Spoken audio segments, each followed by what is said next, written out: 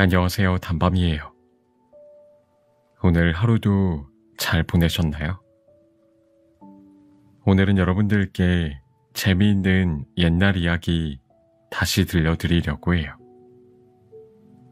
그럼 오늘도 제가 재미있게 읽어드릴 테니 제 목소리 들으시면서 달달한 밤 보내시길 바랄게요. 구독과 좋아요, 알람 설정도 꼭 해주실 거죠? 백일홍 이야기.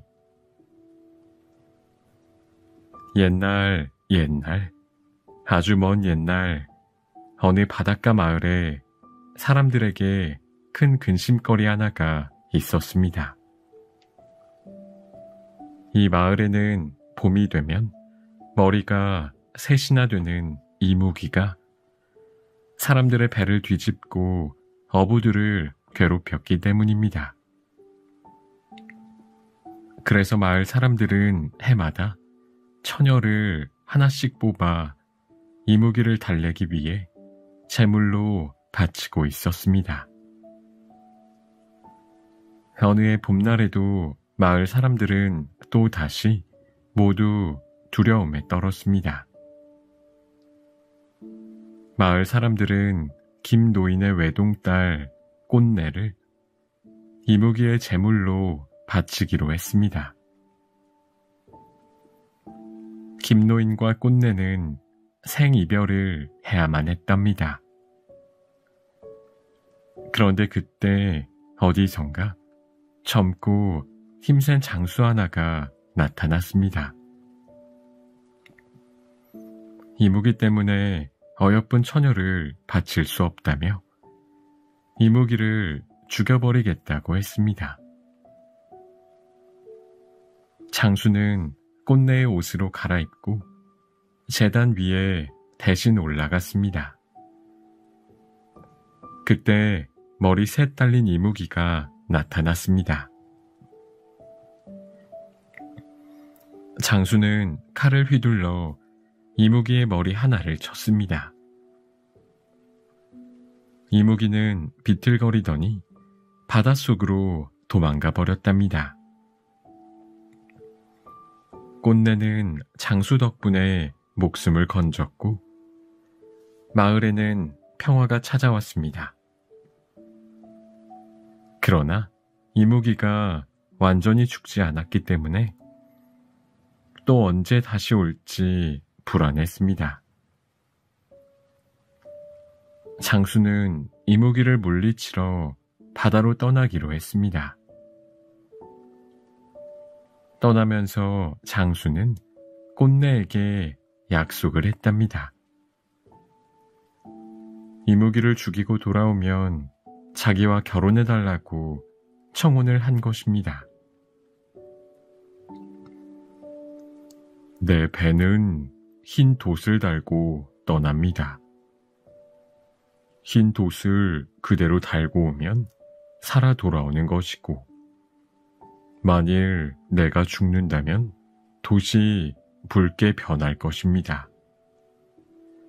반드시 살아 돌아올 것이니 꼭 기다려 나와 결혼해 주십시오.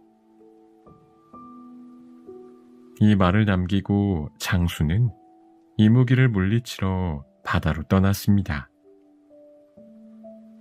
꽃내는 장수가 돌아오는 날까지 매일 하루도 거르지 않고 바닷가가 보이는 산에 올라 기도를 했습니다. 장수는 이무기를 찾아다니다가 드디어 떠난 지 100일째 되던 날 이무기를 발견하고 힘겹게 물리쳤습니다. 그리고 100일 만에 장수는 꽃내에게 돌아가게 되었습니다. 드디어 바닷가에 장수의 배가 나타났습니다. 꽃내는 가슴이 두근두근 거렸습니다. 배를 보려고 산 위로 올라갔습니다. 그런데 돛은 붉게 변해 있었습니다.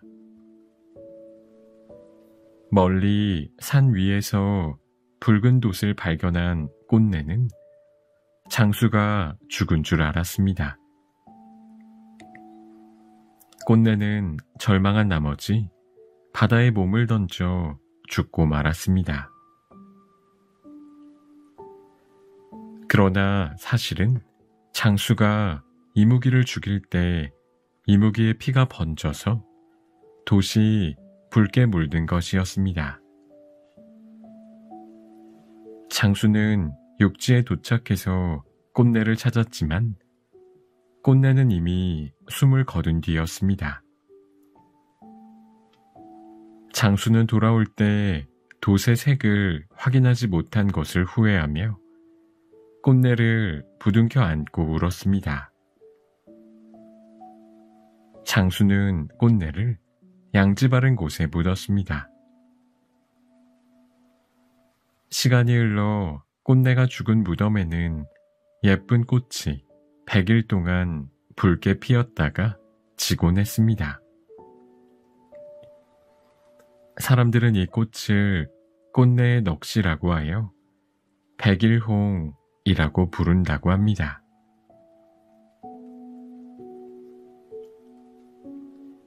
멸치의 꿈. 아주 먼 옛날 남쪽 바다에 멸치가 살았습니다. 멸치는 아주 부자여서 대궐 같은 집에 살았답니다. 가자미와 꼴뚜기, 갈치 등을 하인으로 두었는데요. 하루는 멸치가 낮잠을 자다가 이상한 꿈을 꾸었습니다. 멸치는 가자미를 불렀습니다. 지금 동쪽 바다로 가서 낙지를 모셔오너라. 내가 이상한 꿈을 꾸었는데 무슨 뜻인지 알 수가 없구나. 가자미는 열심히 헤엄을 쳐서 동쪽 바다에 도착했습니다. 그리고 낙지를 모시고 다시 남해로 돌아왔습니다. 멸치는 진수성찬으로 낙지를 대접했습니다. 며칠 동안 쉬지 않고 고생해서 심부름을 다녀온 가자미에게는 밥도 먹으라는 소리를 하지 않았답니다. 가자미는 매우 섭섭했습니다. 멸치는 이런 것도 모르고 밥을 다 먹은 후에 낙지에게 물었습니다. 다름이 아니라 제가 이상한 꿈을 꾸었습니다. 꿈에서 제가 하늘로 헐헐 날아다니는 것이었습니다. 그런데 곧 땅으로 떨어졌습니다. 또 누군가 나를 싣고 어디로 가버렸습니다. 갑자기 하얀 눈이 펑펑 내렸습니다. 이렇게 저는 꿈에서 추웠다가 더웠다가를 수없이 반복했습니다. 도대체 이게 무슨 꿈입니까? 해몽을 좀 해주십시오. 낙지가 말했습니다. 아주 좋은 꿈을 꾸셨습니다. 하늘을 헐헐 나는 것은 멸치님이 용이 되는 용 꿈입니다. 그리고 땅으로 떨어진 것은 용이 되신 멸치님이 비를 내리기 위해서 땅으로 내려오는 것입니다. 그리고 어디로 실려가진 것은 바로 구름입니다. 즉, 용이 되신 멸치님이 구름을 타고 다니시는 모습입니다. 오, 그렇군요. 그런데 갑자기 하얀 눈이 펑펑 내린 것은 무엇입니까? 그것은 날씨가 추워져서 비가 눈으로 바뀌는 것입니다. 용은 사계절을 다스리니까 겨울에는 춥고 여름에는 더운 것입니다. 멸치는 고개를 끄덕이며 해몽을 듣고 기분이 좋았습니다. 그래서 멸치는 낙지에게 금은보와 선물을 가득 주었습니다. 가자미는 그 모습을 보고 은근히 화가 났습니다. 내가 고생한 것은 알아주지도 않고 내가 멸치를 골탕 먹여줘야겠다 라고 생각했습니다. 다음날 낙지가 동쪽 바다로 돌아가자 가자미는 멸치에게 다가가 말했습니다. 주인님, 어제 낙지의 해몽은 잘못되었습니다. 뭐라고? 그럼 너는 내 꿈에 대해 어떻게 생각하느냐? 우선 하늘을 날다가 땅으로 떨어진 것은 주인님이 어부들의 그물에 걸릴 것을 경고하는 것입니다. 그물에 걸리면 어부들이 끌어올리면서 밖으로 나가니 하늘로 올라가는 것과 같습니다. 그리고 어부들이 그물에서 주인님을 떼어놓아 배 위에 올려놓으니 땅속으로 떨어지는 것입니다. 아니, 그렇다면 나를 싣고 간 것이 어부란 말이냐? 그렇습니다. 어부가 주인님을 가지고 가서 석쇠에 올리고 흰 소금을 뿌리니 흰 눈이 내린 것이고, 불을 피워 부채질을 하니 몸이 추웠다 더웠다 하는 것입니다. 그러자 멸치는 화가 나서 가자미의 뺨을 찰싹 3개 쳤습니다. 이때의 충격으로 가자미의 눈은 오른쪽으로 몰려있게 되었다고 합니다. 그리고 이 광경을 보고 겁이 덜컥 난 꼴뚜기는 얼른 자기 눈을 빼어 꽁무니에 찼습니다. 갈치는 구경하러 온 물고기들에게 온 몸이 밟혀서 납작해지고 말았다고 합니다.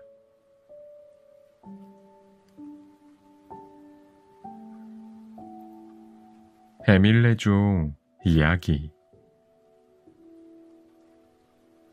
옛날 신라시대에 경덕왕께서 가장 훌륭한 기술자들을 불러 봉덕사에 큰 종을 만들라고 명령했습니다. 부왕이신 성덕대왕을 기를 수 있도록 신라에서 가장 큰 종을 만들도록 하시오. 전국 각지에서 온 기술자들은 쇳물을 녹여 엄청 큰 종을 만들었습니다. 그런데 종이 소리가 나지 않는 것이었습니다. 종은 징 하는 탁한 소리만 날 뿐이었습니다. 경덕왕이 직접 종을 쳐보아도 마찬가지였답니다. 기술자들은 종을 다시 깨트려 녹이고 다시 부어서 굳히면서 종을 만들어 보았습니다. 그러나 종은 여전히 탁한 소리만 나는 것이었습니다. 한편 봉덕사 스님들은 전국을 다니며 종을 만들기 위한 시주를 받기에 바빴습니다. 하루는 봉덕사 주지스님이 꿈속에서 이상한 소리를 들었습니다. 며칠 전에 시주를 받으러 갔다가 그냥 돌아온 집에 아이를 데려오너라. 그 아이가 종에 들어가야 소리가 날 것이다. 잠에서 깬 주지스님은 낮에 시주할 게 아무것도 없다던 그 집으로 다시 찾아가 보았습니다. 울고 있는 아기를 업고 달래던 어미는 어떻게 오셨습니까? 어제 시주를 못해 마음이 아팠는데 정말 죄송합니다. 스님은 어젯밤 꿈속에서 들은 이야기를 해 주었습니다. 아기의 어미는 훌쩍훌쩍 울었답니다. 사실 그 아기는 태어나면서 몹쓸 병에 걸려 매일 울고 있었던 것입니다. 무남동녀 외딸로 태어났지만 집이 너무 가난하여 약도 써볼 수 없었습니다. 아기의 어미는 이렇게 아프다가 죽을 바에는 차라리 부처님께 바쳐 내세에 건강한 아기로 태어나는 게 나을지도 모르겠다고 생각했습니다. 어미는 아기를 바치기로 결심했습니다. 그리고 펄펄 끓고 있는 쇳물 속에 아기를 넣었습니다. 드디어 종이 완성되었습니다. 종을 치자 아주 맑고 고운 종소리가 멀리까지 댕댕 퍼져나갔습니다. 그 소리가 마치 에밀레 에밀레, 즉 엄마 엄마 하는 소리같이 들려 사람들은 이 종을 에밀레 종이라고 부르게 되었답니다.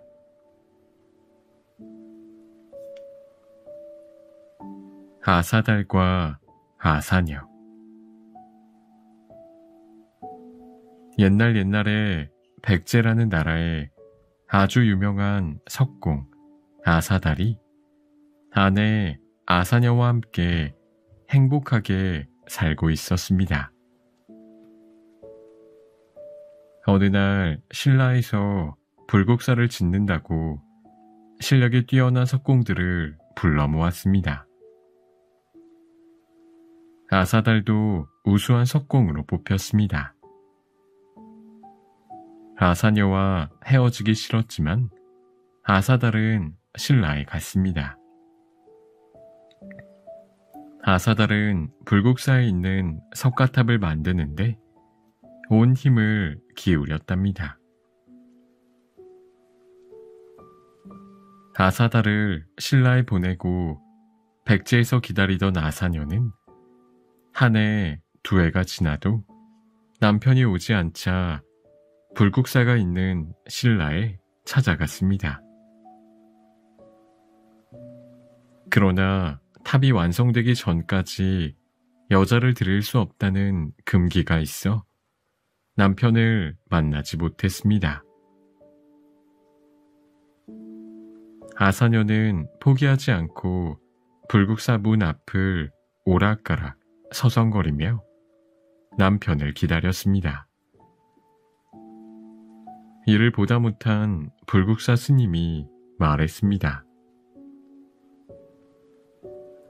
여기서 누구를 기다리는 것이오? 바로 제 남편 아사달입니다. 저는 저 멀리 백제에서 남편을 찾아왔습니다. 그러나 남편을 만날 수가 없습니다. 언제 탑이 완성되는지 알려주십시오. 아직 완성되지 않았소. 여기서 얼마 떨어지지 않은 곳에 자그마한 연못이 있소. 탑이 완성되면 그 탑의 그림자가 연못에 비칠 것이오. 그러면 남편도 볼 수 있을 것이니 지성으로 빌면서 기다리시오. 그 다음 날부터 아사녀는 연못에서 온종일 탑의 그림자가 비치기만을 기다렸습니다. 아무리 기다려도 연못에는 탑의 그림자가 떠오르지 않았습니다.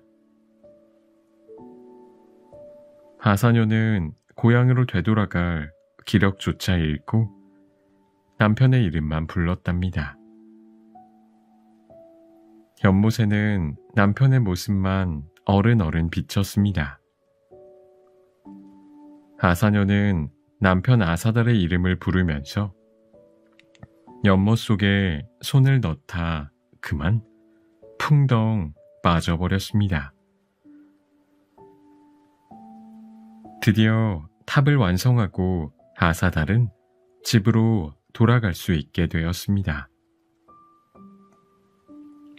마침 아내가 와서 기다리고 있다는 소식을 듣고 연못으로 달려갔지만 아내는 보이지 않았습니다. 그런데 그때 앞산의 바위에 아내의 모습이 나타났다가 사라지고 또 나타났다가 사라졌습니다.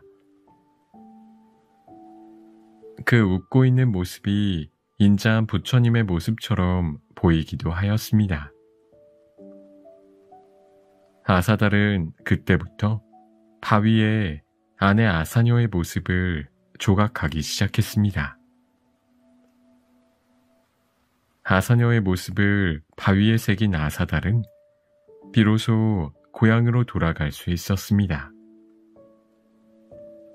그런데 이 연못에는 그때부터 그 탑은 그림자가 비추지 않았다고 합니다. 지금도 사람들은 경주 불국사에 있는 석가탑을 그림자가 비추지 않는 탑이라고 하여 무영탑이라고 부른다고 합니다.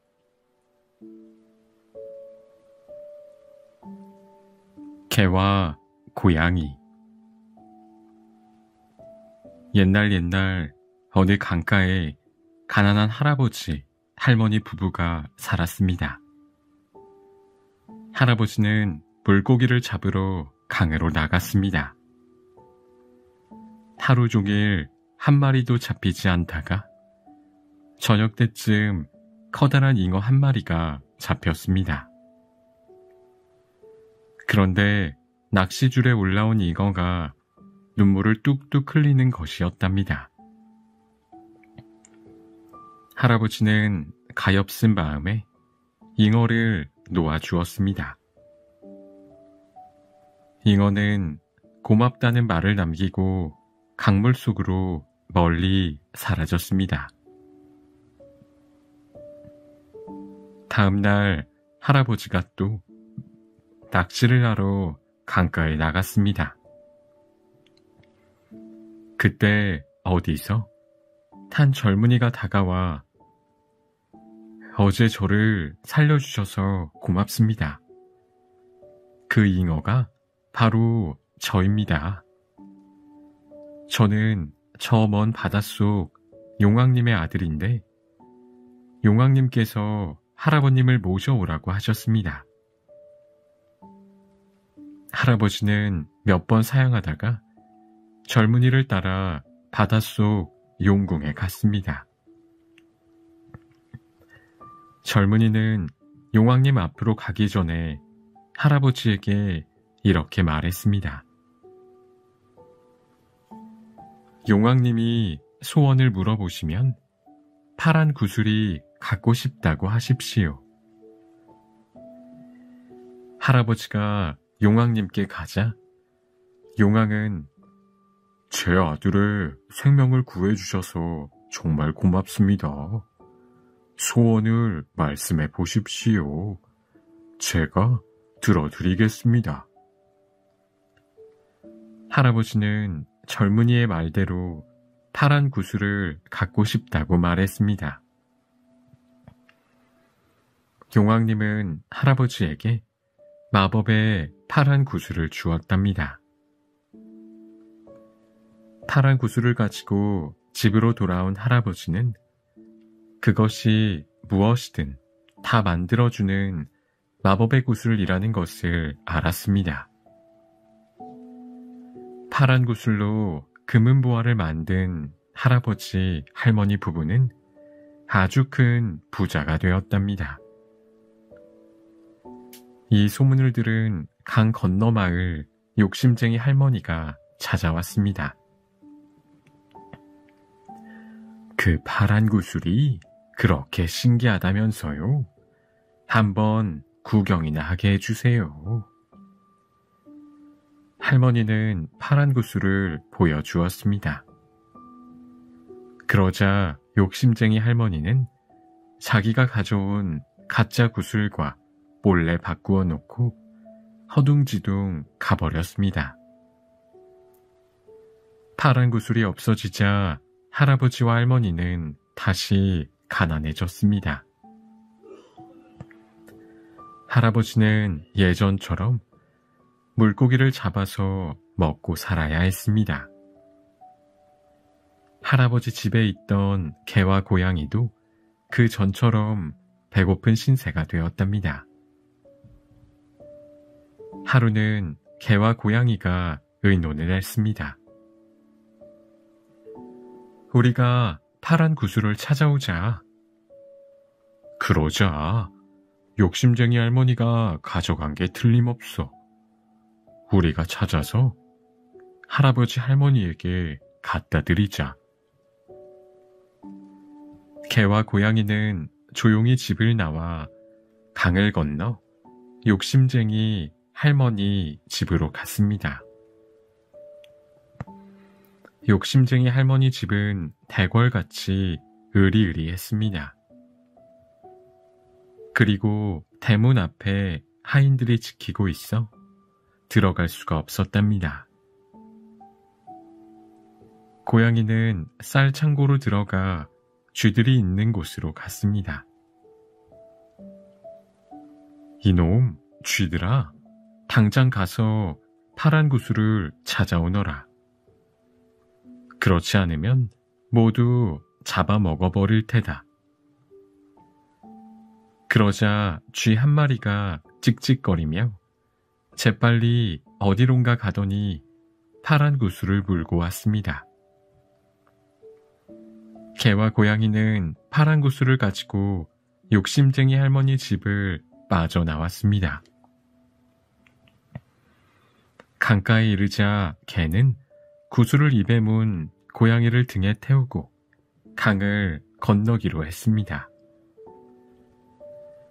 개는 강을 헤엄쳐 건너면서 파란 구슬이 무사한지 궁금했습니다. 고양이야, 파란 구슬을 잘 물고 있는 거지? 고양이야, 왜 대답이 없어? 구슬은 잘 물고 있냐고. 그러나 고양이가 잘 물고 있다니까 하면서 버럭 화를 냈는데 이렇게 말하는 바람에 입에 물었던 파란 구슬이 강물에 퐁당 빠지고 말았습니다. 개는 파란 구슬을 잃어버린 것이 너무나 속상해 투덜투덜 거렸습니다. 고양이도 개 때문에 파란 구슬을 강물에 빠뜨려 화가 났습니다. 고양이와 개는 밤새 서로 옥신각신 다투다가 강가에 앉아 아침을 맞았습니다. 그때 고깃배가 하나 들어오더니 어부가 배에서 이건 죽은 물고기잖아. 에이 하고 물고기 한 마리를 고양이 있는 쪽으로 휙 던져버렸습니다. 마침 배가 고팠던 고양이는 달려가 물고기를 물었습니다. 물고기 뱃속에는 낮에 강을 건너며 불에 빠뜨렸던 파란 구슬이 들어있었습니다. 고양이는 파란 구슬을 물고 얼른 집으로 달려와 할아버지 할머니에게 드렸습니다. 다시 큰 부자가 된 할아버지 할머니는 구슬을 찾아온 고양이를 방 안에 두었고 개는 밖에서 살게 했습니다. 이 일이 있은 후부터 고양이와 개는 만나기만 하면 으르렁거리고 서로 티격태격 싸우게 되었다고 합니다.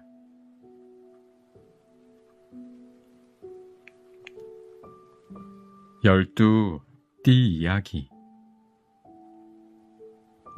옛날에 하늘에 계신 옥황상제가 설날이 되자 짐승들을 하늘나라에 초청했습니다. 정월 초하룻날, 그날 아침에 모두 내게 세배를 하러 오너라. 12등까지만 상을 주겠노라. 하고 약속을 했습니다. 이 소식을 듣고 많은 동물들이 옥황상제에게 세배를 하러 출발했습니다. 소는 달리기에 자신이 없었습니다. 그래서 소는 설 전날, 즉 금음날 밤에 일찍 출발하였습니다. 부지런히 걸어간 소는 제일 먼저 도착할 수 있었습니다. 그러나 성 안으로 먼저 들어간 것은 소가 아니고 쥐였습니다. 쥐는 소의 등에 몰래 타고 와서 소가 하늘나라 문을 열고 들어갈 때 잽싸게 뛰어내렸던 것입니다. 1등은 쥐가, 소는 2등이 되었고 그 다음에 호랑이, 토끼, 용, 뱀, 말, 양, 원숭이, 닭, 개가 차례로 도착했습니다. 마지막으로 돼지가 성 안으로 들어오자 문이 꽝 닫혔습니다. 옥황상제는 짐승들에게 말했습니다. 자, 이제 너희들에게 상을 주겠다. 각자 자신이 어떤 재주가 있는지 말해보아라. 그러자 쥐가 찍찍거리며 말했습니다. 저는 아껴서 모으는 재주가 있습니다. 소가 음매하면서 말했습니다. 저는 부지런합니다. 호랑이도 어흥하면서 자신이 가장 용맹하다고 말했고, 토끼는 깡충깡충 뛰면서 꾀가 많다고 자랑했습니다. 용은 비를 뿌려 곡식을 키운다고 했고, 뱀은 참을성이 많다고 말했습니다. 말은 자신이 빨리 뛴다고 했고, 양은 너그럽고 포근하다고 말했습니다. 그리고 원숭이는 재주가 많다고 했고, 또 닭은 저는 항상 정확한 시간을 알고 있습니다 하면서 꼬꼬댁 거렸습니다. 개는 멍멍거리면서 제가 가장 충성스럽습니다 라고 말했고, 돼지도 지지 않고 제가 복을 불러옵니다 라고 꿀꿀대며 자기 자랑을 했습니다. 옥황상제는 12동물들의 자랑을 듣고 모두에게 상을 주면서 쥐가 1등을 했으니 올해를 쥐의 해 라고 말했습니다. 그러자 다른 동물들이 조금 서운했습니다. 소는 자신이 제일 빨리 왔는데 쥐가 가로채서 매우 아쉬웠습니다. 옥황상제는 2등부터 순서대로 1년에 한 번씩 돌아가며 각자의 해를 만들어 모두에게 공평하게 해주었습니다. 12동물들은 모두 좋아했고, 그때부터 한 해마다 동물의 이름을 붙여 자신의 해를 맞았습니다. 사람들도 그 동물의 해에 태어나면 그 동물의 이름으로 띠를 불렀다고 합니다.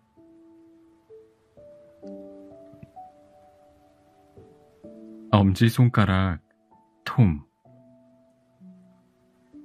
옛날 옛적에 아주 조그만 남자아이가 살았습니다. 몸은 작지만 기운이 넘치는 이 아이의 이름은 엄지손가락 톰이었지요. 엄지손가락 톰은 무슨 일이든 스스로 하려고 했습니다.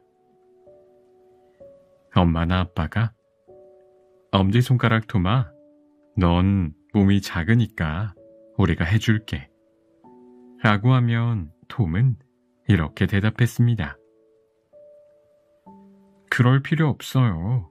저 혼자서도 할 수 있어요. 어느 날 엄지손가락 톰은 엄마가 중얼거리는 소리를 들었습니다. 빵이 다 떨어져서 먹을 게 없네. 엄지손가락 톰이 말했습니다. 제가 가서 빵집에서 사올게요. 그러자 아빠가 말렸습니다. 넌 너무 작아서 안 돼. 길거리에 나갔다가 사람들에게 밟힐 수도 있단다. 결코 물러서는 법이 없는 톰이 대답했습니다. 큰 소리로 노래를 부르면서 가면 돼요. 엄지손가락 톰은 씩씩하게 노래를 부르며 빵집 앞에 도착했습니다. 아저씨, 빵을 사러 왔어요. 빵집 아저씨는 어디선가 자그마한 목소리가 들리는데 아무도 보이지 않아서 깜짝 놀랐습니다. 에이, 놀라지 마세요. 저는 계산대 앞에 있어요. 빵 한 덩이만 주세요. 빵을 산 톰은 사람들의 발에 밟히지 않으려고 큰 소리로 노래하고 휘파람을 불며 집으로 돌아왔습니다. 톰의 아빠는 식당에서 음식을 나르는 웨이터였답니다. 어느 날 식당에 출근한 아빠는 매일 점심 식사 후에 먹는 약을 깜빡하고 가져오지 않은 걸 깨달았습니다. 집에 전화를 걸자 톰이 받았습니다. 걱정 마세요, 아빠. 제가 약을 가져다 드릴게요. 어디 있는지 알아요. 아니다, 톰. 길이 구불구불하고 자동차도 많아서 위험해. 괜찮아요. 금방 갈게요. 엄지손가락 톰이 들판을 지나갈 때 세찬 바람이 불어오고 비가 억수같이 쏟아지기 시작했습니다. 톰은 들판에 있는 양배추 밑에서 비를 피하다가 깜빡 잠이 들었습니다. 깨어나 보니 양배추가 사라지고 없었습니다. 황소가 양배추를 뜯어 먹어버린 것입니다. 다행히 톰은 황소에게 먹히지 않았고 아빠의 약도 무사했습니다. 마침내 톰은 아빠가 일하는 식당에 도착했습니다. 걱정하며 기다리던 아빠는 비에 조금도 젖지 않은 채 웃고 있는 아들을 보고 깜짝 놀랐습니다. 엄지손가락 톰은 그 어느 때보다 자신만만한 얼굴로 말했습니다. 아빠, 저는 콩알만큼 작아도 못하는 게 없어요. 다른 사람이 할 수 있는 건 저도 다 할 수 있어요. 이제 믿으시겠어요? 아빠는 상으로 톰을 꼭 껴안아 주었답니다. 톰은 자신이 무엇이든 할 수 있는 용감한 사람이라는 걸 잘 알고 있었답니다.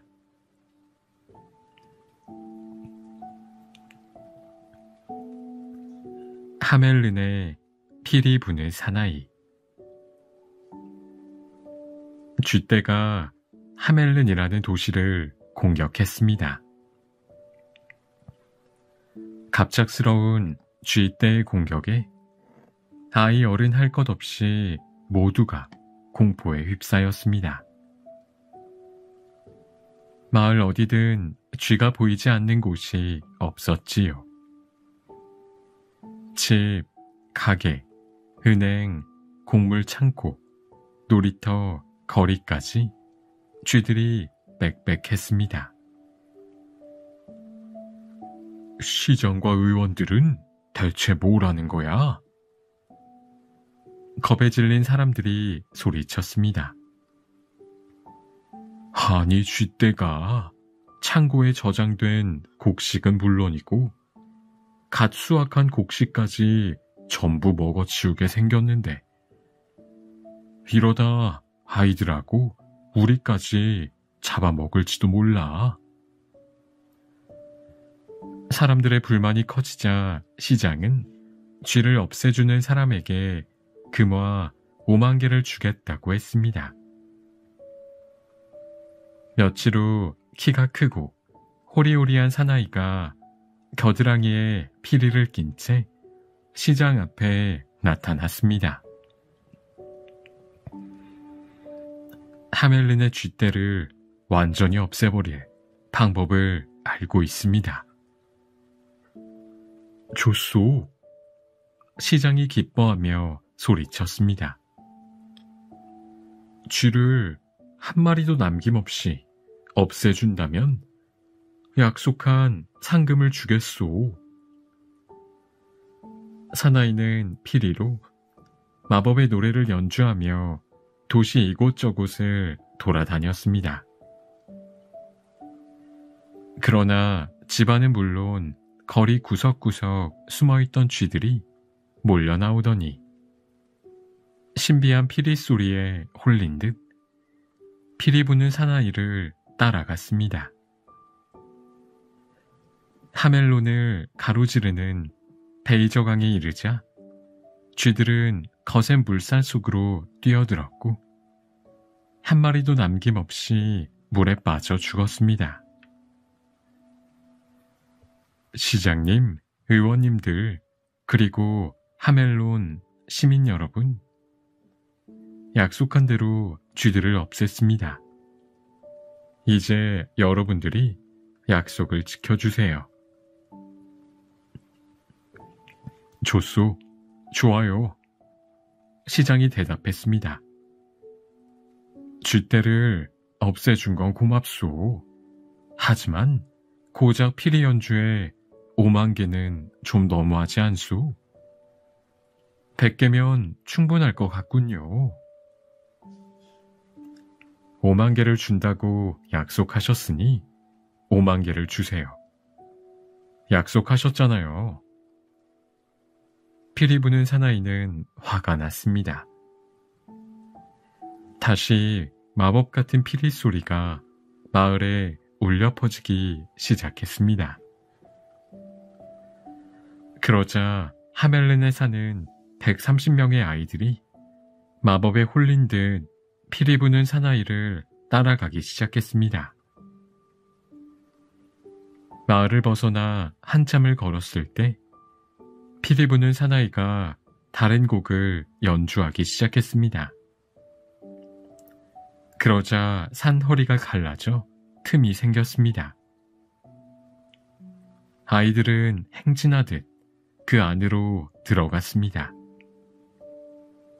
피리 소리와 함께 산이 닫혔고 아이들은 그 안에 갇혀버렸습니다.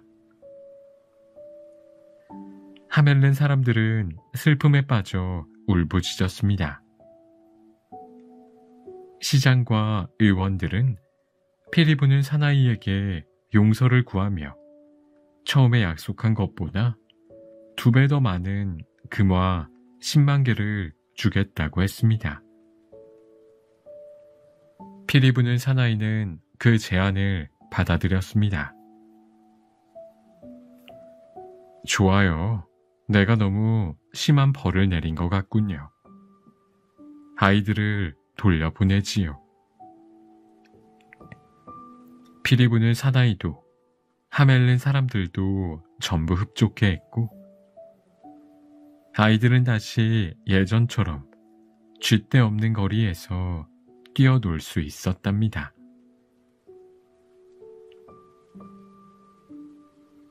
거북이와 독수리.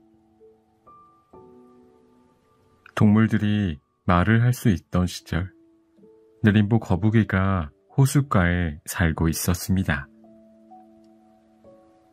느림보 거북이는 다른 거북이들과 마찬가지로 등에 껍질을 얹고 느릿느릿 움직였지요. 하지만 늘 반대편 호숫가로 가보고 싶은 마음이 굴뚝 같았습니다. 호수 반대편에는 더 맛있는 먹이가 있을 거야. 하지만 워낙 걸음이 느려서 거기까지 가려면 얼마나 오랫동안 힘들게 가야 할지 알 수 없었습니다. 어느 날 느림보 거북이가 호숫가에서 물을 먹고 있을 때였습니다. 빛나는 깃털과 날카로운 발톱, 힘센 부리를 가진 독수리 한 마리가 내려와 느림보 거북이 옆에 앉았습니다. 안녕, 넌 이름이 뭐니? 멋진 새야? 느림보 거북이가 먼저 말을 걸었습니다. 안녕 거북아, 내 이름은 날쌘 독수리야. 난 정말 빨리 날 수 있거든. 느림보 거북이가 잠시 생각에 잠겨 있다가 입을 열었습니다. 있잖아, 날쌘 독수리야. 부탁이 하나 있어. 난 호수 건너편으로 가고 싶어. 내가 나를 태워다 주지 않을래? 별로 좋은 생각이 아닌 것 같아. 내 발톱이 날카로워서 내가 다칠 거야. 내가 발톱으로 나뭇가지를 잡으면 내가 그 나뭇가지를 입으로 물고 갈게. 내 입은 아주 튼튼하거든. 좋아. 그럼 도착할 때까지 나뭇가지를 꼭 물고 있으렴. 느림보 거북이는 독수리가 움켜쥔 나뭇가지를 입에 문 채 새가 된 것처럼 호수 위를 날아갔습니다. 한참을 날아가던 날쌘 독수리가 느림보 거북이를 찬찬히 뜯어보며 물었습니다. 거북아, 넌 왜 그렇게 못생긴 등 껍질을 등에 지고 다니니? 그러니까 그렇게 느리잖아. 느림보 거북이는 날쌘 독수리의 말에 기분이 상했습니다. 게다가 넌 겁도 너무 많아. 위험한 일이 생기면 겁쟁이처럼 등 껍질 속으로 쏙 숨기나 하고. 세상 최고의 겁쟁이지 뭐야. 느림보 거북이는 화가 머리끝까지 났습니다. 저 건방진 독수리가 감히 나를 놀리고 있잖아. 날쌘 독수리는 계속해서 느림보 거북이를 놀려댔습니다. 날 좀 보라고. 내 몸이 얼마나 멋지고 날렵한지. 날개며 깃털이며 불이며 눈까지. 날카로운 발톱은 사냥을 하고 먹이를 잡아먹기에 안성맞춤이야. 이 튼튼한 날개로 어디든 쏜살같이 날아가지. 난 새들의 왕이야. 느림보 거북이는 더 이상 참을 수 없었습니다. 너무 화가 나서 아무 생각도 나지 않았지요. 저 독수리 녀석한테 한마디 해줘야겠어. 느림보 거북이는 자신도 모르게 입을 열었습니다. 야! 그 순간 느림보 거북이는 입에 물고 있던 나뭇가지를 놓치고 말았답니다. 느림보 거북이는 그대로 호수를 향해 떨어져 내렸습니다.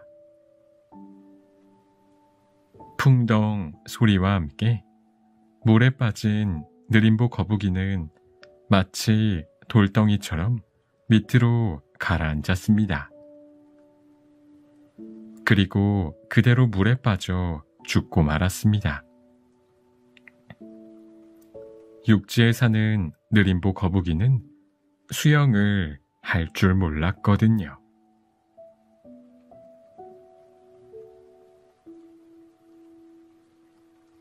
내 친구 블렌카. 나는 5월 중순에 레브라도 반도 그레이트 회일강 어귀에 허드슨만 동쪽에 자리한 쿠주 아라픽이란 곳에 도착했습니다. 사방이 꽁꽁 얼어붙은 몹시 아름다운 땅이었죠. 그곳에서 나를 안내해 주기로 한 블렌카를 만났습니다. 이누이트의 땅에 오신 걸 환영합니다. 블렌카가 나에게 인사말을 건넸습니다. 고마워요, 블렌카. 근데 난 여기가 에스키모의 땅이라고 생각했어요.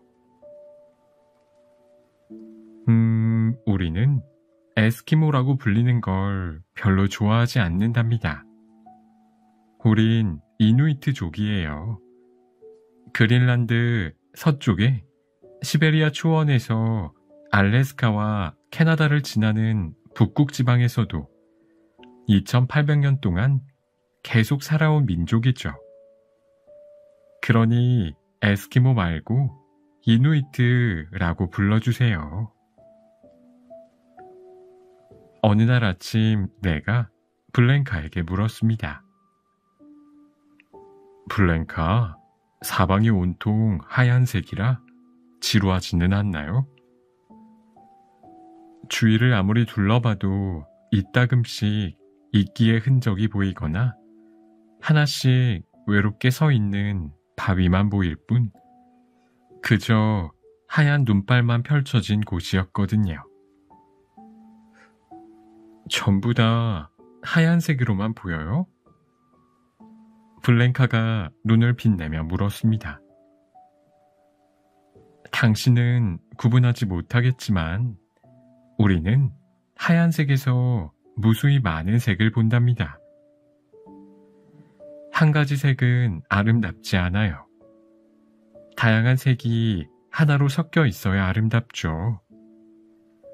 우리 이누이트족은 지금 당신이 말한 하얀색을 40가지가 넘는 이름으로 부른답니다. 빛나는 하얀색, 잿빛 하얀색, 천상의 하얀색, 바다코끼리 하얀색 등 이렇게 다양한데 전부 다 하얀색이라고 하면 지루하잖아요. 하얀색만 보인다면 저도 무척 심심하다고 느낄 거예요. 그래요? 그러면 이 고요함은요? 정말 당황스럽지 않나요? 아니요. 완전한 고요함 뿐이라면 그렇겠지만 또 그렇지가 않아요. 가만히 들어보면 항상 세기가 달라지는 바람 소리가 들릴 거예요. 지금은 바람이 잦아들고 있네요. 저 멀리 바다가 웅얼거리는 소리가 들리지 않나요? 엄마 곰이 아기 곰을 애타게 부르는 포효 소리를 듣지 못했나요? 저쪽 산 너머에서 쉬지 않고 들려오는 둔탁한 소리는요? 폭풍이 다가온다는 뜻이에요. 이곳에서는 태양이 빛나고 있으나 내일 만나요 같은 말을 수없이 다르게 말할 수 있답니다. 고요한 뿐인 것 같지만 절대로 혼자라고 느껴지지 않아요. 아, 그래요? 이곳에선 여름에 해가 지지 않아 낮이 계속되고 겨울에는 해가 뜨지 않고 밤만 계속된다고 하죠. 밤이 없는 여름과 낮이 없는 겨울에 어떻게 익숙해질 수 있죠? 태양이 하늘을 한 바퀴 다 돌고 막 사라지려고 하는 순간 순식간에 또 하늘로 떠오른답니다. 그 모습을 보는 건 정말 큰 기쁨이에요. 또 밤만 계속될 때는 서로 친해질 수 있는 시간이 생겨요. 마치 자연이 잠에 빠진 채 과거를 기억하고 미래를 꿈꾸는 것처럼 느껴져요. 바다 표범이나 바다 코끼리의 엄니로 만든 조각상도 어둠의 시간에 만들어진답니다. 예술가들은 그것을 깎고 윤을 내고 바라보는 작업을 즐기죠. 아름다운 물건을 만들어내는 사람들은 서두르지 않고 일에 집중할 수 있어요. 아침이 오래도록 오지 않을 거라는 사실을 알기 때문이죠. 당신이 아름답다고 생각하지 않는 것들도 우리에게는 아름답게 보인답니다. 여행을 마치고 돌아온 나는 아름다움은 감각보다 마음으로 더 잘 볼 수 있다는 사실을 이해하려고 노력했습니다. 아름다움을 즐기려면 아름다움의 언어를 배워야 한다는 것도요. 백일홍 이야기. 옛날 아주 먼 옛날 어느 바닷가 마을에 사람들에게 큰 근심거리 하나가 있었습니다. 이 마을에는 봄이 되면 머리가 셋이나 되는 이무기가 사람들의 배를 뒤집고 어부들을 괴롭혔기 때문입니다. 그래서 마을 사람들은 해마다 처녀를 하나씩 뽑아 이무기를 달래기 위해 제물로 바치고 있었습니다. 어느 해 봄날에도 마을 사람들은 또 다시 모두 두려움에 떨었습니다. 마을 사람들은 김 노인의 외동딸 꽃내를 이무기의 제물로 바치기로 했습니다. 김 노인과 꽃내는 생이별을 해야만 했답니다. 그런데 그때 어디선가 젊고 힘센 장수 하나가 나타났습니다. 이무기 때문에 어여쁜 처녀를 바칠 수 없다며 이무기를 죽여버리겠다고 했습니다. 장수는 꽃내의 옷으로 갈아입고 제단 위에 대신 올라갔습니다. 그때 머리 셋 달린 이무기가 나타났습니다. 장수는 칼을 휘둘러 이무기의 머리 하나를 쳤습니다. 이무기는 비틀거리더니 바닷속으로 도망가 버렸답니다. 꽃내는 장수 덕분에 목숨을 건졌고 마을에는 평화가 찾아왔습니다. 그러나 이무기가 완전히 죽지 않았기 때문에 또 언제 다시 올지 불안했습니다. 장수는 이무기를 물리치러 바다로 떠나기로 했습니다.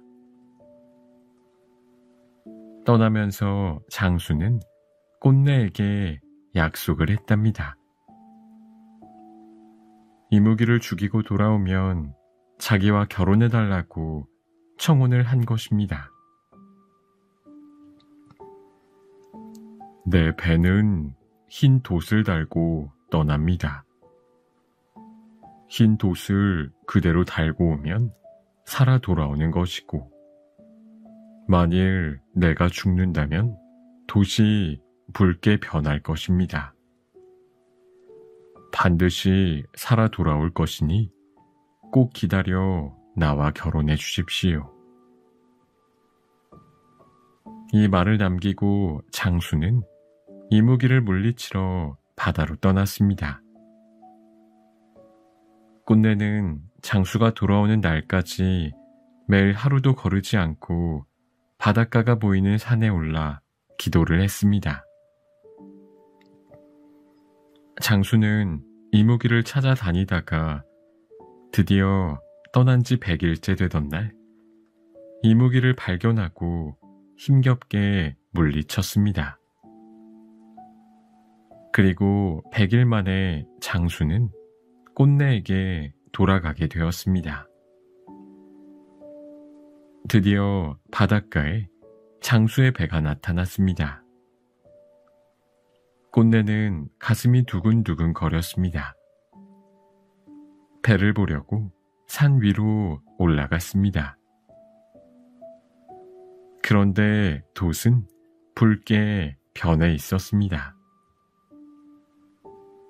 멀리 산 위에서 붉은 돛을 발견한 꽃내는 장수가 죽은 줄 알았습니다. 꽃내는 절망한 나머지 바다에 몸을 던져 죽고 말았습니다. 그러나 사실은 장수가 이무기를 죽일 때 이무기의 피가 번져서 돛이 붉게 물든 것이었습니다. 장수는 육지에 도착해서 꽃내를 찾았지만 꽃내는 이미 숨을 거둔 뒤였습니다. 장수는 돌아올 때 돛의 색을 확인하지 못한 것을 후회하며 꽃내를 부둥켜 안고 울었습니다. 장수는 꽃내를 양지 바른 곳에 묻었습니다. 시간이 흘러 꽃내가 죽은 무덤에는 예쁜 꽃이 100일 동안 붉게 피었다가 지곤 했습니다. 사람들은 이 꽃을 꽃내의 넋이라고 하여 100일홍이라고 부른다고 합니다.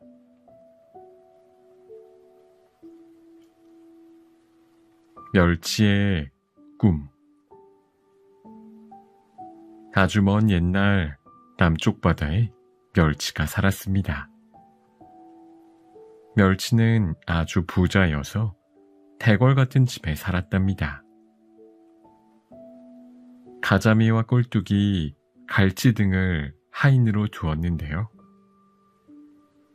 하루는 멸치가 낮잠을 자다가 이상한 꿈을 꾸었습니다. 멸치는 가자미를 불렀습니다. 지금 동쪽 바다로 가서 낙지를 모셔오너라. 내가 이상한 꿈을 꾸었는데 무슨 뜻인지 알 수가 없구나. 가자미는 열심히 헤엄을 쳐서 동쪽 바다에 도착했습니다. 그리고 낙지를 모시고 다시 남해로 돌아왔습니다. 멸치는 진수성찬으로 낙지를 대접했습니다. 며칠 동안 쉬지 않고 고생해서 심부름을 다녀온 가자미에게는 밥도 먹으라는 소리를 하지 않았답니다. 가자미는 매우 섭섭했습니다. 멸치는 이런 것도 모르고 밥을 다 먹은 후에 낙지에게 물었습니다. 다름이 아니라 제가 이상한 꿈을 꾸었습니다. 꿈에서 제가 하늘로 헐헐 날아다니는 것이었습니다. 그런데 곧 땅으로 떨어졌습니다. 또 누군가 나를 싣고 어디로 가버렸습니다. 갑자기 하얀 눈이 펑펑 내렸습니다. 이렇게 저는 꿈에서 추웠다가 더웠다가를 수없이 반복했습니다. 도대체 이게 무슨 꿈입니까? 해몽을 좀 해주십시오. 낙지가 말했습니다. 아주 좋은 꿈을 꾸셨습니다. 하늘을 헐헐 나는 것은 멸치님이 용이 되는 용 꿈입니다. 그리고 땅으로 떨어진 것은 용이 되신 멸치님이 비를 내리기 위해서 땅으로 내려오는 것입니다. 그리고 어디로 실려가진 것은 바로 구름입니다. 즉, 용이 되신 멸치님이 구름을 타고 다니시는 모습입니다. 오, 그렇군요. 그런데 갑자기 하얀 눈이 펑펑 내린 것은 무엇입니까? 그것은 날씨가 추워져서 비가 눈으로 바뀌는 것입니다. 용은 사계절을 다스리니까 겨울에는 춥고 여름에는 더운 것입니다. 멸치는 고개를 끄덕이며 해몽을 듣고 기분이 좋았습니다. 그래서 멸치는 낙지에게 금은보와 선물을 가득 주었습니다. 가자미는 그 모습을 보고 은근히 화가 났습니다. 내가 고생한 것은 알아주지도 않고 내가 멸치를 골탕 먹여줘야겠다 라고 생각했습니다. 다음날 낙지가 동쪽 바다로 돌아가자 가자미는 멸치에게 다가가 말했습니다. 주인님, 어제 낙지의 해몽은 잘못되었습니다. 뭐라고? 그럼 너는 내 꿈에 대해 어떻게 생각하느냐? 우선 하늘을 날다가 땅으로 떨어진 것은 주인님이 어부들의 그물에 걸릴 것을 경고하는 것입니다. 그물에 걸리면 어부들이 끌어올리면서 밖으로 나가니 하늘로 올라가는 것과 같습니다.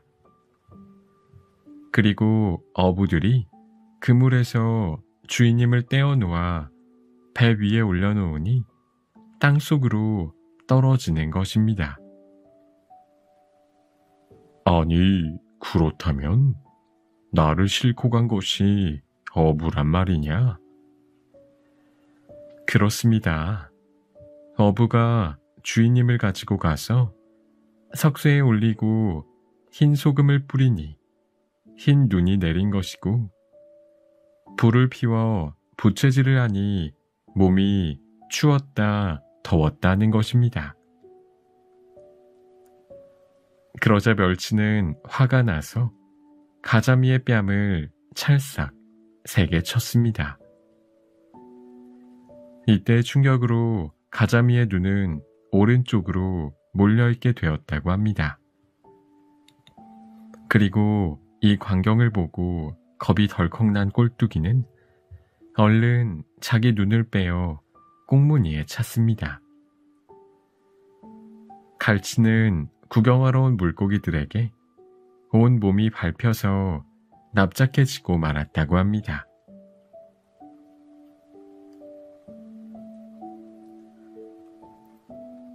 에밀레종 이야기. 옛날 신라시대에 경덕왕께서 가장 훌륭한 기술자들을 불러 봉덕사에 큰 종을 만들라고 명령했습니다. 부왕이신 성덕대왕을 기를 수 있도록 신라에서 가장 큰 종을 만들도록 하시오. 전국 각지에서 온 기술자들은 쇳물을 녹여 엄청 큰 종을 만들었습니다. 그런데 종이 소리가 나지 않는 것이었습니다. 종은 징 하는 탁한 소리만 날 뿐이었습니다. 경덕왕이 직접 종을 쳐보아도 마찬가지였답니다. 기술자들은 종을 다시 깨트려 녹이고 다시 부어서 굳히면서 종을 만들어 보았습니다. 그러나 종은 여전히 탁한 소리만 나는 것이었습니다. 한편 봉덕사 스님들은 전국을 다니며 종을 만들기 위한 시주를 받기에 바빴습니다. 하루는 봉덕사 주지스님이 꿈속에서 이상한 소리를 들었습니다. 며칠 전에 시주를 받으러 갔다가 그냥 돌아온 집에 아이를 데려오너라. 그 아이가 종에 들어가야 소리가 날 것이다. 잠에서 깬 주지스님은 낮에 시주할 게 아무것도 없다던 그 집으로 다시 찾아가 보았습니다. 울고 있는 아기를 업고 달래던 어미는 어떻게 오셨습니까? 어제 시주를 못해 마음이 아팠는데 정말 죄송합니다. 스님은 어젯밤 꿈속에서 들은 이야기를 해 주었습니다. 아기의 어미는 훌쩍훌쩍 울었답니다. 사실 그 아기는 태어나면서 몹쓸 병에 걸려 매일 울고 있었던 것입니다. 무남동녀 외딸로 태어났지만 집이 너무 가난하여 약도 써볼 수 없었습니다. 아기의 어미는 이렇게 아프다가 죽을 바에는 차라리 부처님께 바쳐 내세에 건강한 아기로 태어나는 게 나을지도 모르겠다고 생각했습니다. 어미는 아기를 바치기로 결심했습니다. 그리고 펄펄 끓고 있는 쇳물 속에 아기를 넣었습니다. 드디어 종이 완성되었습니다. 종을 치자 아주 맑고 고운 종소리가 멀리까지 댕댕 퍼져나갔습니다. 그 소리가 마치 에밀레, 에밀레, 즉 엄마, 엄마 하는 소리같이 들려 사람들은 이 종을 에밀레종이라고 부르게 되었답니다.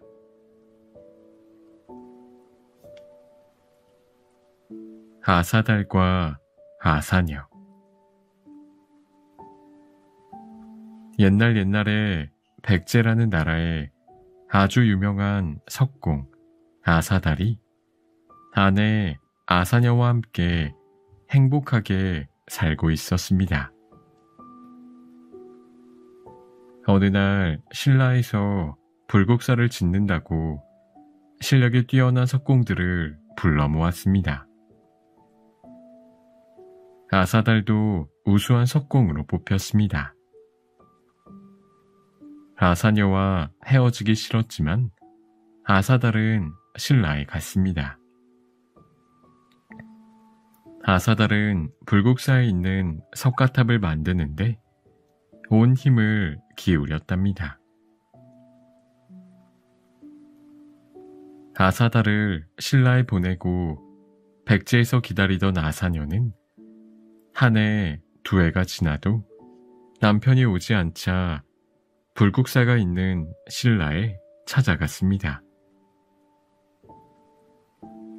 그러나 탑이 완성되기 전까지 여자를 들일 수 없다는 금기가 있어 남편을 만나지 못했습니다. 아사녀는 포기하지 않고 불국사 문 앞을 오락가락 서성거리며 남편을 기다렸습니다. 이를 보다 못한 불국사 스님이 말했습니다. 여기서 누구를 기다리는 것이오? 바로 제 남편 아사달입니다. 저는 저 멀리 백제에서 남편을 찾아왔습니다. 그러나 남편을 만날 수가 없습니다. 언제 탑이 완성되는지 알려주십시오. 아직 완성되지 않았소. 여기서 얼마 떨어지지 않은 곳에 자그마한 연못이 있소. 탑이 완성되면 그 탑의 그림자가 연못에 비칠 것이요. 그러면 남편도 볼 수 있을 것이니 지성으로 빌면서 기다리시오. 그 다음 날부터 아사녀는 연못에서 온종일 탑의 그림자가 비치기만을 기다렸습니다. 아무리 기다려도 연못에는 탑의 그림자가 떠오르지 않았습니다. 아사녀는 고향으로 되돌아갈 기력조차 잃고 남편의 이름만 불렀답니다. 연못에는 남편의 모습만 어른어른 비쳤습니다. 아사녀는 남편 아사달의 이름을 부르면서 연못 속에 손을 넣다 그만 풍덩 빠져버렸습니다. 드디어 탑을 완성하고 아사달은 집으로 돌아갈 수 있게 되었습니다. 마침 아내가 와서 기다리고 있다는 소식을 듣고 연못으로 달려갔지만 아내는 보이지 않았습니다. 그런데 그때 앞산의 바위에 아내의 모습이 나타났다가 사라지고 또 나타났다가 사라졌습니다. 그 웃고 있는 모습이 인자한 부처님의 모습처럼 보이기도 하였습니다. 아사달은 그때부터 바위에 아내 아사녀의 모습을 조각하기 시작했습니다. 아사녀의 모습을 바위에 새긴 아사달은 비로소 고향으로 돌아갈 수 있었습니다. 그런데 이 연못에는 그때부터 그 탑은 그림자가 비추지 않았다고 합니다. 지금도 사람들은 경주 불국사에 있는 석가탑을 그림자가 비추지 않는 탑이라고 하여 무영탑이라고 부른다고 합니다.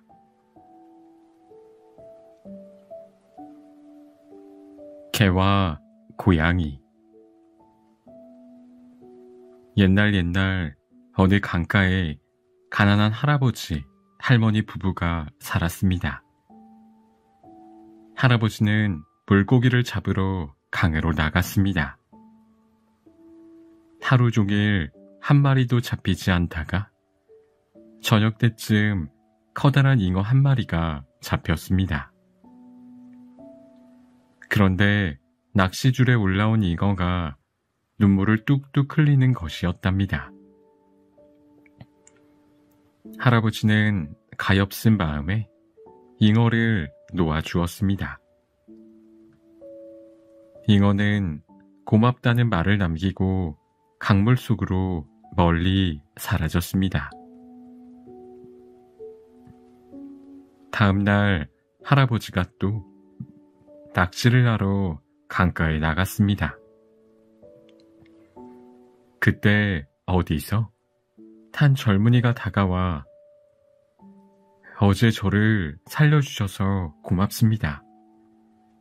그 잉어가 바로 저입니다. 저는 저 먼 바닷속 용왕님의 아들인데 용왕님께서 할아버님을 모셔오라고 하셨습니다. 할아버지는 몇 번 사양하다가 젊은이를 따라 바닷속 용궁에 갔습니다. 젊은이는 용왕님 앞으로 가기 전에 할아버지에게 이렇게 말했습니다. 용왕님이 소원을 물어보시면 파란 구슬이 갖고 싶다고 하십시오. 할아버지가 용왕님께 가자 용왕은 제 아들의 생명을 구해주셔서 정말 고맙습니다. 소원을 말씀해 보십시오. 제가 들어드리겠습니다. 할아버지는 젊은이의 말대로 파란 구슬을 갖고 싶다고 말했습니다. 용왕님은 할아버지에게 마법의 파란 구슬을 주었답니다. 파란 구슬을 가지고 집으로 돌아온 할아버지는 그것이 무엇이든 다 만들어주는 마법의 구슬이라는 것을 알았습니다. 파란 구슬로 금은보화를 만든 할아버지, 할머니 부부는 아주 큰 부자가 되었답니다. 이 소문을 들은 강 건너 마을 욕심쟁이 할머니가 찾아왔습니다. 그 파란 구슬이 그렇게 신기하다면서요? 한번 구경이나 하게 해주세요. 할머니는 파란 구슬을 보여주었습니다. 그러자 욕심쟁이 할머니는 자기가 가져온 가짜 구슬과 몰래 바꾸어 놓고 허둥지둥 가버렸습니다. 파란 구슬이 없어지자 할아버지와 할머니는 다시 가난해졌습니다. 할아버지는 예전처럼 물고기를 잡아서 먹고 살아야 했습니다.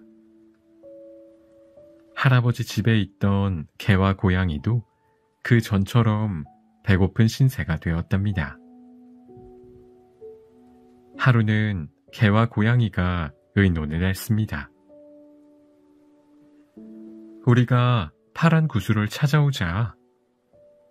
그러자. 욕심쟁이 할머니가 가져간 게 틀림없어. 우리가 찾아서 할아버지 할머니에게 갖다 드리자. 개와 고양이는 조용히 집을 나와 강을 건너 욕심쟁이 할머니 집으로 갔습니다. 욕심쟁이 할머니 집은 대궐같이 으리으리했습니다. 그리고 대문 앞에 하인들이 지키고 있어 들어갈 수가 없었답니다. 고양이는 쌀 창고로 들어가 쥐들이 있는 곳으로 갔습니다. 이놈, 쥐들아, 당장 가서 파란 구슬을 찾아오너라. 그렇지 않으면 모두 잡아먹어버릴 테다. 그러자 쥐 한 마리가 찍찍거리며 재빨리 어디론가 가더니 파란 구슬을 물고 왔습니다. 개와 고양이는 파란 구슬을 가지고 욕심쟁이 할머니 집을 빠져나왔습니다. 강가에 이르자 개는 구슬을 입에 문 고양이를 등에 태우고 강을 건너기로 했습니다. 개는 강을 헤엄쳐 건너면서 파란 구슬이 무사한지 궁금했습니다. 고양이야, 파란 구슬을 잘 물고 있는 거지? 고양이야, 왜 대답이 없어? 구슬은 잘 물고 있냐고. 그러나 고양이가 아, 잘 물고 있다니까 하면서 버럭 화를 냈는데 이렇게 말하는 바람에 입에 물었던 파란 구슬이 강물에 퐁당 빠지고 말았습니다. 개는 파란 구슬을 잃어버린 것이 너무나 속상해 투덜투덜 거렸습니다. 고양이도 개 때문에 파란 구슬을 강물에 빠뜨려 화가 났습니다. 고양이와 개는 밤새 서로 옥신각신 다투다가 강가에 앉아 아침을 맞았습니다. 그때 고깃배가 하나 들어오더니 어부가 배에서 이건 죽은 물고기잖아. 에이 하고 물고기 한 마리를 고양이 있는 쪽으로 휙 던져버렸습니다. 마침 배가 고팠던 고양이는 달려가 물고기를 물었습니다. 물고기 뱃속에는 낮에 강을 건너며 물에 빠뜨렸던 파란 구슬이 들어있었습니다. 고양이는 파란 구슬을 물고 얼른 집으로 달려와 할아버지 할머니에게 드렸습니다. 다시 큰 부자가 된 할아버지 할머니는 구슬을 찾아온 고양이를 방 안에 두었고 개는 밖에서 살게 했습니다. 이 일이 있은 후부터 고양이와 개는 만나기만 하면 으르렁거리고 서로 티격태격 싸우게 되었다고 합니다.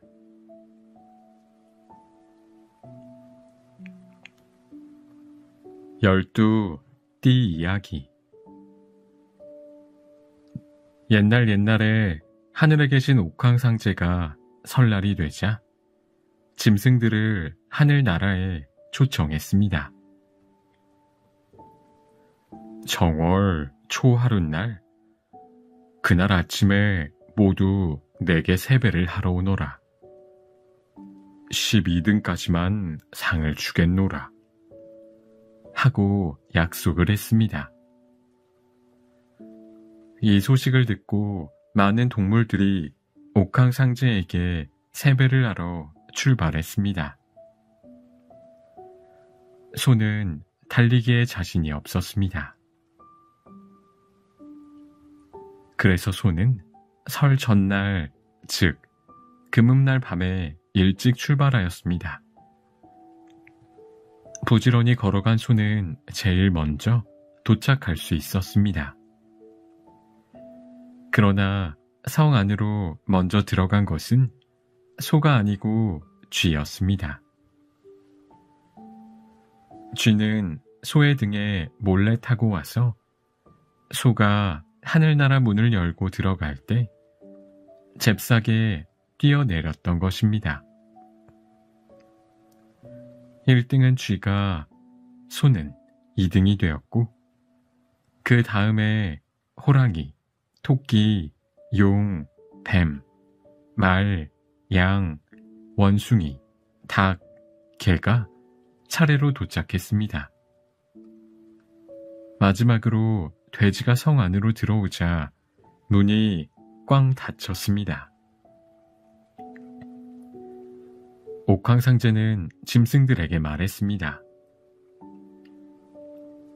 자, 이제 너희들에게 상을 주겠다.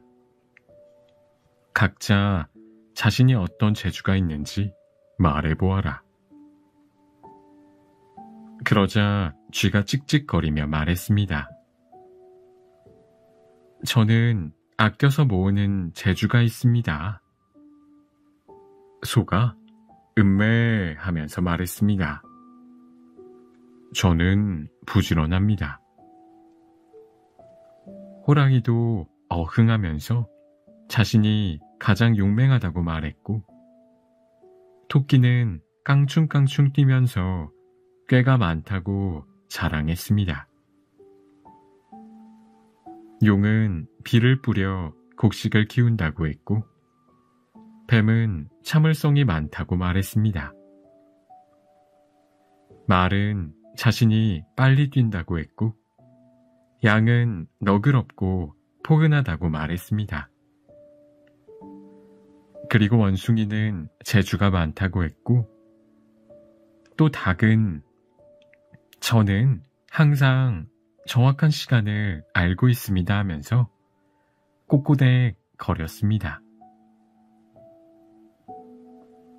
개는 멍멍거리면서 제가 가장 충성스럽습니다 라고 말했고, 돼지도 지지 않고 제가 복을 불러옵니다 라고 꿀꿀대며 자기 자랑을 했습니다. 옥황상제는 12동물들의 자랑을 듣고 모두에게 상을 주면서 쥐가 1등을 했으니 올해를 쥐의 해 라고 말했습니다. 그러자 다른 동물들이 조금 서운했습니다. 소는 자신이 제일 빨리 왔는데 쥐가 가로채서 매우 아쉬웠습니다. 옥황상제는 2등부터 순서대로 1년에 한 번씩 돌아가며 각자의 해를 만들어 모두에게 공평하게 해주었습니다. 12동물들은 모두 좋아했고, 그때부터 한 해마다 동물의 이름을 붙여 자신의 해를 맞았습니다. 사람들도 그 동물의 해에 태어나면 그 동물의 이름으로 띠를 불렀다고 합니다.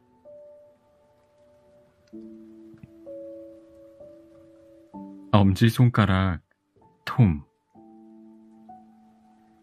옛날 옛적에 아주 조그만 남자아이가 살았습니다. 몸은 작지만 기운이 넘치는 이 아이의 이름은 엄지손가락 톰이었지요. 엄지손가락 톰은 무슨 일이든 스스로 하려고 했습니다. 엄마나 아빠가 엄지손가락 톰아, 넌 몸이 작으니까 우리가 해줄게 라고 하면 톰은 이렇게 대답했습니다. 그럴 필요 없어요. 저 혼자서도 할 수 있어요. 어느 날 엄지손가락 톰은 엄마가 중얼거리는 소리를 들었습니다. 빵이 다 떨어져서 먹을 게 없네. 엄지손가락 톰이 말했습니다. 제가 가서 빵집에서 사올게요. 그러자 아빠가 말렸습니다. 넌 너무 작아서 안 돼. 길거리에 나갔다가 사람들에게 밟힐 수도 있단다. 결코 물러서는 법이 없는 톰이 대답했습니다. 큰 소리로 노래를 부르면서 가면 돼요. 엄지손가락 톰은 씩씩하게 노래를 부르며 빵집 앞에 도착했습니다. 아저씨, 빵을 사러 왔어요. 빵집 아저씨는 어디선가 자그마한 목소리가 들리는데 아무도 보이지 않아서 깜짝 놀랐습니다. 에이, 놀라지 마세요. 저는 계산대 앞에 있어요. 빵 한 덩이만 주세요. 빵을 산 톰은 사람들의 발에 밟히지 않으려고 큰 소리로 노래하고 휘파람을 불며 집으로 돌아왔습니다. 톰의 아빠는 식당에서 음식을 나르는 웨이터였답니다. 어느 날 식당에 출근한 아빠는 매일 점심 식사 후에 먹는 약을 깜빡하고 가져오지 않은 걸 깨달았습니다. 집에 전화를 걸자 톰이 받았습니다. 걱정 마세요, 아빠. 제가 약을 가져다 드릴게요. 어디 있는지 알아요. 아니다, 톰. 길이 구불구불하고 자동차도 많아서 위험해. 괜찮아요. 금방 갈게요. 엄지손가락 톰이 들판을 지나갈 때 세찬 바람이 불어오고 비가 억수같이 쏟아지기 시작했습니다. 톰은 들판에 있는 양배추 밑에서 비를 피하다가 깜빡 잠이 들었습니다.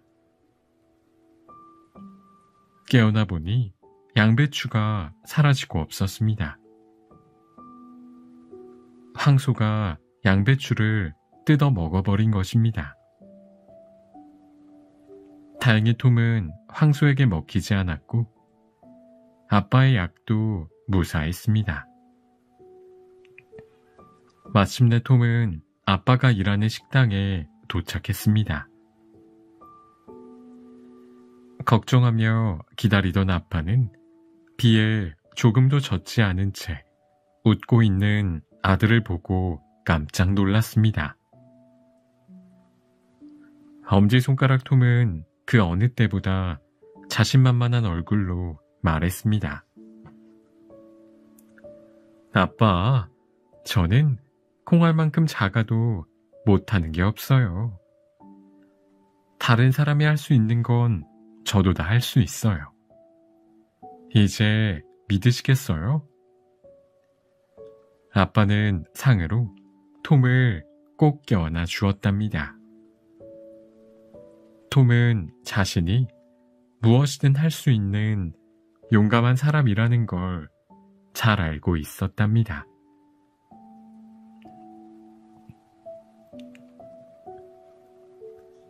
하멜른의 피리 부는 사나이. 쥐떼가 하멜른이라는 도시를 공격했습니다. 갑작스러운 쥐떼의 공격에 아이 어른 할 것 없이 모두가 공포에 휩싸였습니다. 마을 어디든 쥐가 보이지 않는 곳이 없었지요. 집, 가게, 은행, 곡물 창고, 놀이터, 거리까지 쥐들이 빽빽했습니다. 시장과 의원들은 대체 뭐라는 거야? 겁에 질린 사람들이 소리쳤습니다. 아니, 쥐떼가 창고에 저장된 곡식은 물론이고 갓 수확한 곡식까지 전부 먹어치우게 생겼는데 이러다 아이들하고 우리까지 잡아먹을지도 몰라. 사람들의 불만이 커지자 시장은 쥐를 없애주는 사람에게 금화 5만 개를 주겠다고 했습니다. 며칠 후 키가 크고 호리호리한 사나이가 겨드랑이에 피리를 낀 채 시장 앞에 나타났습니다. 하멜른의 쥐떼를 완전히 없애버릴 방법을 알고 있습니다. 좋소. 시장이 기뻐하며 소리쳤습니다. 쥐를 한 마리도 남김없이 없애준다면 약속한 상금을 주겠소. 사나이는 피리로 마법의 노래를 연주하며 도시 이곳저곳을 돌아다녔습니다. 그러나 집안은 물론 거리 구석구석 숨어있던 쥐들이 몰려 나오더니 신비한 피리 소리에 홀린 듯 피리 부는 사나이를 따라갔습니다. 하멜론을 가로지르는 베이저강에 이르자 쥐들은 거센 물살 속으로 뛰어들었고 한 마리도 남김없이 물에 빠져 죽었습니다. 시장님, 의원님들, 그리고 하멜론 시민 여러분, 약속한 대로 쥐들을 없앴습니다. 이제 여러분들이 약속을 지켜주세요. 좋소, 좋아요. 시장이 대답했습니다. 쥐떼를 없애준 건 고맙소. 하지만 고작 피리 연주에 5만 개는 좀 너무하지 않소? 100개면 충분할 것 같군요. 5만 개를 준다고 약속하셨으니 5만 개를 주세요. 약속하셨잖아요. 피리 부는 사나이는 화가 났습니다. 다시 마법 같은 피리 소리가 마을에 울려 퍼지기 시작했습니다. 그러자 하멜른에 사는 130명의 아이들이 마법에 홀린 듯 피리 부는 사나이를 따라가기 시작했습니다. 마을을 벗어나 한참을 걸었을 때 피리 부는 사나이가 다른 곡을 연주하기 시작했습니다. 그러자 산 허리가 갈라져 틈이 생겼습니다. 아이들은 행진하듯 그 안으로 들어갔습니다. 피리 소리와 함께 산이 닫혔고 아이들은 그 안에 갇혀버렸습니다. 하멜른 사람들은 슬픔에 빠져 울부짖었습니다. 시장과 의원들은 피리 부는 사나이에게 용서를 구하며 처음에 약속한 것보다 2배 더 많은 금화 10만 개를 주겠다고 했습니다. 피리 부는 사나이는 그 제안을 받아들였습니다. 좋아요. 내가 너무 심한 벌을 내린 것 같군요. 아이들을 돌려보내지요. 피리 부는 사나이도 하멜른 사람들도 전부 흡족해 했고 아이들은 다시 예전처럼 쥐떼 없는 거리에서 뛰어놀 수 있었답니다.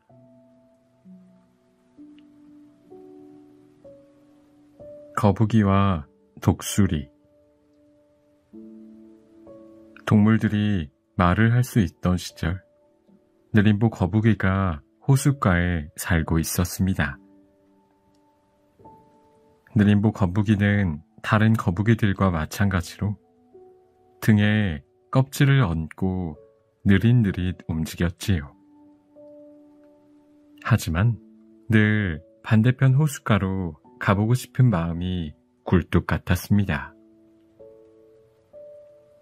호수 반대편에는 더 맛있는 먹이가 있을 거야. 하지만 워낙 걸음이 느려서 거기까지 가려면 얼마나 오랫동안 힘들게 가야 할지 알 수 없었습니다. 어느 날 느림보 거북이가 호숫가에서 물을 먹고 있을 때였습니다. 빛나는 깃털과 날카로운 발톱, 힘센 부리를 가진 독수리 한 마리가 내려와 느림보 거북이 옆에 앉았습니다. 안녕, 넌 이름이 뭐니? 멋진 새야?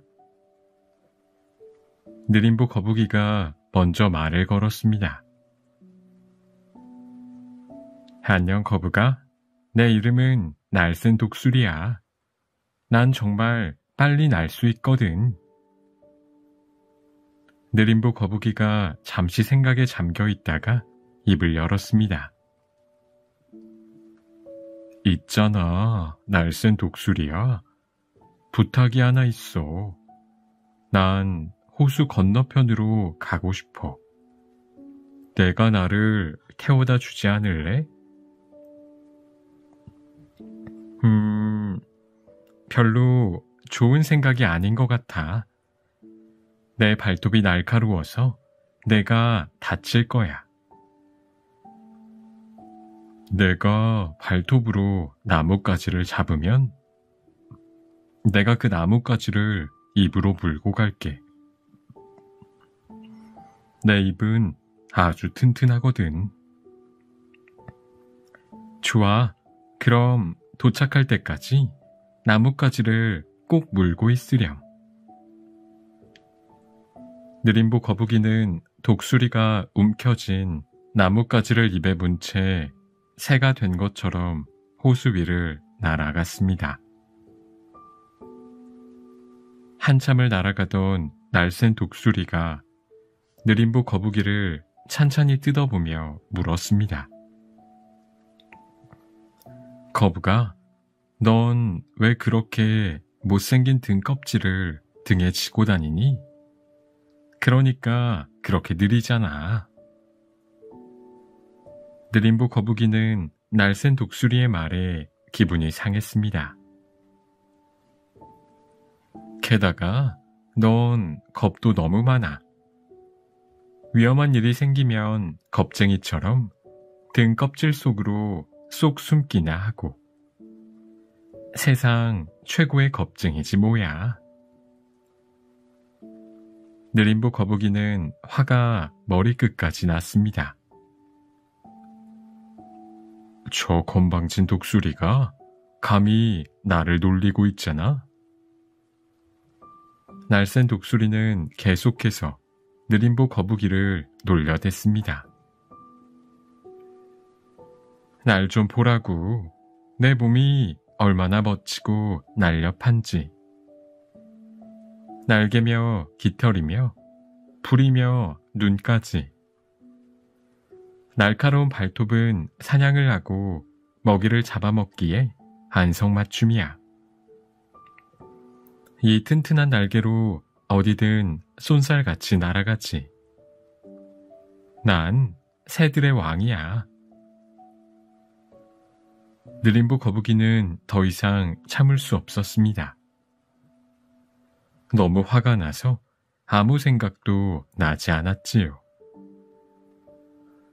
저 독수리 녀석한테 한마디 해줘야겠어. 느림보 거북이는 자신도 모르게 입을 열었습니다. 야! 그 순간 느림보 거북이는 입에 물고 있던 나뭇가지를 놓치고 말았답니다. 느림보 거북이는 그대로 호수를 향해 떨어져 내렸습니다.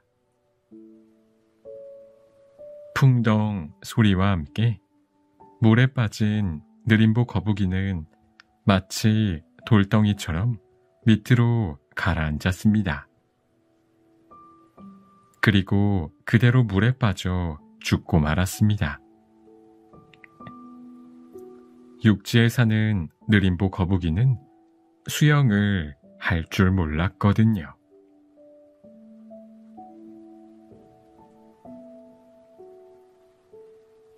내 친구 블렌카. 나는 5월 중순에 레브라도 반도 그레이트 회일강 어귀에 허드슨만 동쪽에 자리한 쿠주 아라픽이란 곳에 도착했습니다. 사방이 꽁꽁 얼어붙은 몹시 아름다운 땅이었죠. 그곳에서 나를 안내해 주기로 한 블렌카를 만났습니다. 이누이트의 땅에 오신 걸 환영합니다. 블렌카가 나에게 인사말을 건넸습니다. 고마워요, 블렌카. 근데 난 여기가 에스키모의 땅이라고 생각했어요. 우리는 에스키모라고 불리는 걸 별로 좋아하지 않는답니다. 우린 이누이트족이에요. 그린란드 서쪽에 시베리아 초원에서 알래스카와 캐나다를 지나는 북극 지방에서도 2800년 동안 계속 살아온 민족이죠. 그러니 에스키모 말고 이누이트라고 불러주세요. 어느 날 아침 내가 블렌카에게 물었습니다. 블렌카, 사방이 온통 하얀색이라 지루하지는 않나요?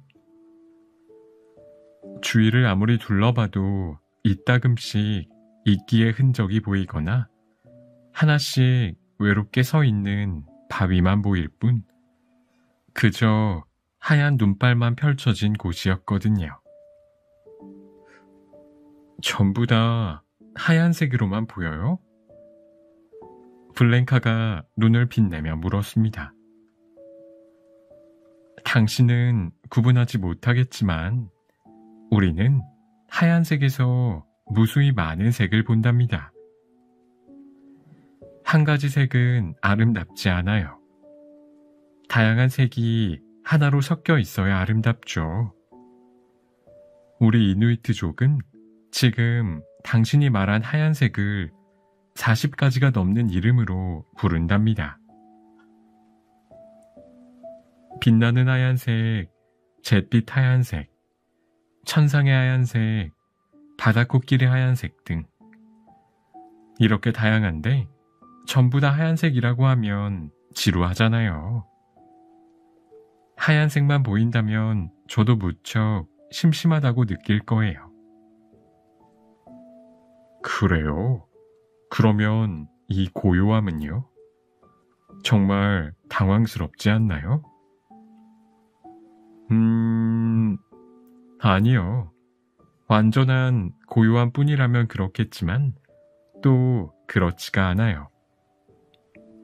가만히 들어보면 항상 세기가 달라지는 바람 소리가 들릴 거예요. 지금은 바람이 잦아들고 있네요. 저 멀리 바다가 웅얼거리는 소리가 들리지 않나요? 엄마 곰이 아기 곰을 애타게 부르는 포효 소리를 듣지 못했나요? 저쪽 산 너머에서 쉬지 않고 들려오는 둔탁한 소리는요? 폭풍이 다가온다는 뜻이에요. 이곳에서는 태양이 빛나고 있으나 내일 만나요 같은 말을 수없이 다르게 말할 수 있답니다. 고요한 뿐인 것 같지만 절대로 혼자라고 느껴지지 않아요. 아, 그래요? 이곳에선 여름에 해가 지지 않아 낮이 계속되고 겨울에는 해가 뜨지 않고 밤만 계속된다고 하죠. 밤이 없는 여름과 낮이 없는 겨울에 어떻게 익숙해질 수 있죠? 태양이 하늘을 한 바퀴 다 돌고 막 사라지려고 하는 순간 순식간에 또 하늘로 떠오른답니다. 그 모습을 보는 건 정말 큰 기쁨이에요. 또 밤만 계속될 때는 서로 친해질 수 있는 시간이 생겨요. 마치 자연이 잠에 빠진 채 과거를 기억하고 미래를 꿈꾸는 것처럼 느껴져요. 바다표범이나 바다코끼리의 엄니로 만든 조각상도 어둠의 시간에 만들어진답니다. 예술가들은 그것을 깎고 윤을 내고 바라보는 작업을 즐기죠. 아름다운 물건을 만들어내는 사람들은 서두르지 않고 일에 집중할 수 있어요. 아침이 오래도록 오지 않을 거라는 사실을 알기 때문이죠. 당신이 아름답다고 생각하지 않는 것들도 우리에게는 아름답게 보인답니다. 여행을 마치고 돌아온 나는 아름다움은 감각보다 마음으로 더 잘 볼 수 있다는 사실을 이해하려고 노력했습니다. 아름다움을 즐기려면 아름다움의 언어를 배워야 한다는 것도요.